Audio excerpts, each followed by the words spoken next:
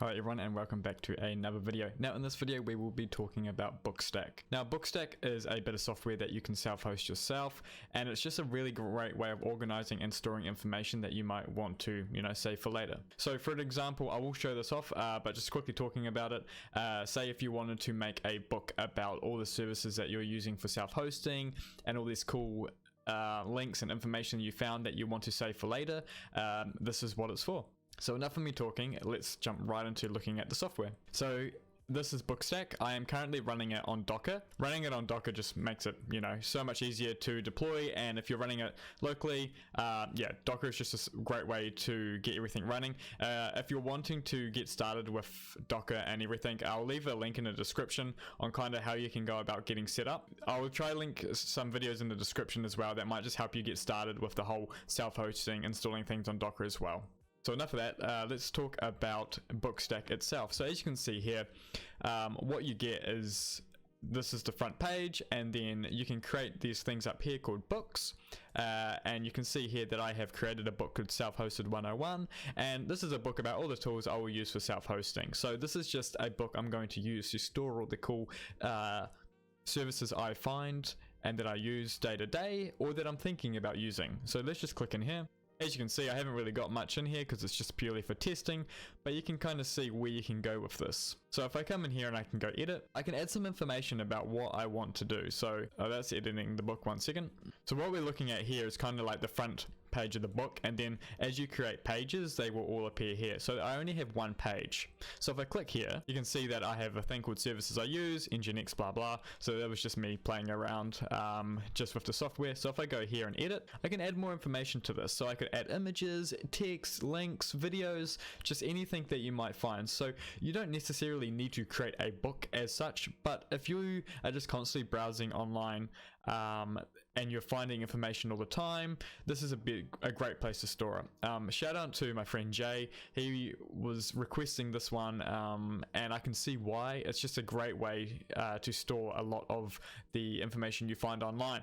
Enough showing it off now. How about I show you how to get this installed, and then we can have another look around the software, but we'll get you up and running with it as well. So as you can see here, let me just make this full screen and zoom in a little bit. This is the installation page for Bookstack. I'll have this in the description. You can see all these types of ways that you can install Bookstack, but I'm just installing it via Docker. Again, I prefer Docker, and it's just so much easier to manage everything. So if I click on Docker, it takes me down to here, Docker containers, and there's a couple of choices here that you can go to. I'm going to click on linuxserver.io GitHub repository. So I'm going to click on this, and then this will take us to the Docker Bookstack GitHub repository. So if we just scroll down a little bit, we can find what we need. So first off, we can see that I'm running a lot of my stuff on a Raspberry Pi. So the first thing I want to check, does it support the ARM architecture? And I can see yes, it does. So sweet, we're good to go with using it on my Raspberry Pi. If you're running this on just a typical server, you're good to go as well. So the main part of this is the Docker Compose file. So if you've watched some of the other videos that I run, generally I just run a command, right? But having a Docker Compose file makes life so much easier. If you even need to rebuild your Docker container, you've got everything here. You don't need to worry about trying to find that command. So using Docker Compose files is really recommended. As you can see here though, there is a command line option as well, but we're going to stick with best practices when it comes to Docker from here on out. So we're going to create a Docker Compose file. What I'm going to do is I'm going to quickly run through what these commands are, and then we'll get to running it. So as you can see here, we'll be running we'll be creating two services, I believe. One will be Bookstack itself, and the other one will be Bookstack's database. So Bookstack will require a database, but don't worry, using Docker Compose makes it so easy to deploy the database and Bookstack. So you can see here that Bookstack is going to be using the image Linux server /Bookstack. Sweet. It's going to create our container name named Bookstack, and it's going to set some environment variables. Now in the environment variables, you will need to set a password for your database for Bookstack here, and you'll also need to set a path for your data for your Bookstack. You will need to set the port that we're running, but generally you're good to leave this as it is. So 6875 will be the port you use to connect to it from your local machine. Generally 6875 isn't really used much, so you should be good to go to use that. It's saying that this service here Bookstack, it depends on the database service to be up and running first. So we know that the Bookstack database and everything will be up, and then our Bookstack can run on it. And again, since our database is running MariaDB, we will need to set some database password variables and MySQL user variables here as well. And again, setting somewhere to store our database storage config as well.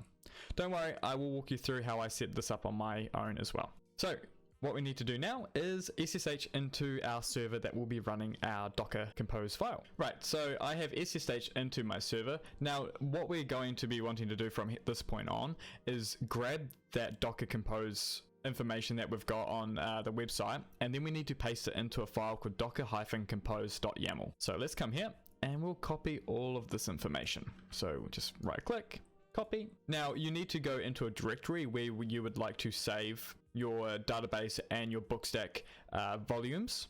So just make anywhere that you've got a good amount of storage that you want to save this stuff. So as you can see here, I am going to be storing mine in a file called mount Bookstack. Now this isn't good practice to store stuff in mount, but I do. Yeah, I need to change it, but anyway. So just make a directory where you want to store everything in Bookstack. So just say, yeah, just make a Bookstack folder, and then once you're in that Bookstack folder, you can do the following. So what we want to do is run nano docker-compose.yml. So YML is the format for a YAML file. So we'll hit enter, and now what we can do is, if you're using nano, you can hit Control-Shift-V and paste, and that will paste in your copied clipboard. Now all we need to do is go through here and set a few of our environment variables up.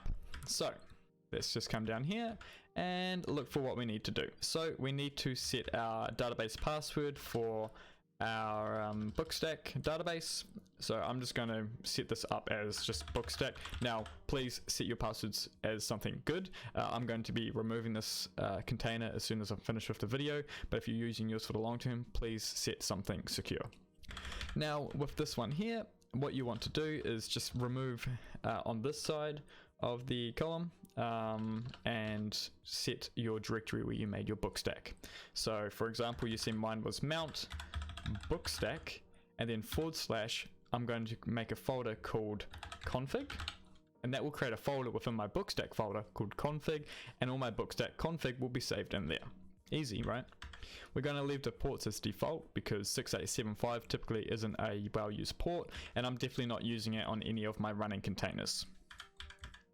Now let's scroll down a bit more, and now we see we need to set a MySQL root password as well.